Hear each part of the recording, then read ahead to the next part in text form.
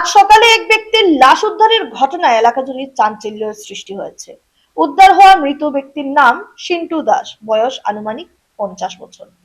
তিনি টেম্পুর বাজার কালীবাড়ি এলাকায় বসবাস করেন। পারিবারিক সূত্রে জানা যায় তার স্ত্রী আগেই মারা গেছেন। তার দুই সন্তান রয়েছে, এক ছেলে ও এক মেয়ে। মৃত সিন্টু দাসের পিতার নাম হরেন্দ্র দাস, যিনি ইতিমধ্যেই প্রয়াত। জানা গেছে সিন্টু দাসের আসল বাড়ি কাটলিচড়া এলাকার আলেকজান্ডারপুর হাসপাতালের নিকটবর্তী এলাকায়। তবে দীর্ঘদিন ধরে তিনি তার মামার বাড়িতে বসবাস করতেন এবং সেখান থেকে দিনমজুর হিসেবে কাজ করে জীবিকা নির্বাহ করতেন। আজ সকালে তার লাশ উদ্ধার হওয়ায় খবর ছড়িয়ে পড়তেই এলাকায় শোক ও চাঞ্চল্যের পরিবেশ সৃষ্টি হয়েছে।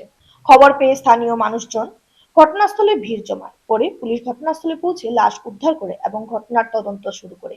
কিভাবে এই মৃত্যু ঘটেছে তা খতিয়ে দেখছে পুলিশ।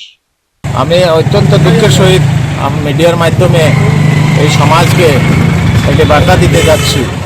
আমাদের পাইকানতুক থানা জিপির বিশেষ করে টেম্পুর বাজার এরিয়া, এই বাজার এরিয়াতে একটি ব্যক্তি একটি দোকানের বারিন্দায় মৃতপ্রায় অবস্থায় পড়ে আছে। সকালে আমার কাছে একটি খবর গেল, সেই খবরের মাধ্যমে আমি তড়িঘড়ি করে স্পটে এসেছি। এসে দেখি এই ব্যক্তি রক্তাক্ত অবস্থায় পড়ে আছে। এই রক্তাক্ত অবস্থায় পড়ে আছে। তারপর আমি ওর কিনারে গিয়ে দেখলাম এই ব্যক্তিটা মারা গিয়েছেন। তারপর আমি হাইলাকান্দি পুলিশ থানায় ফোন করেছি।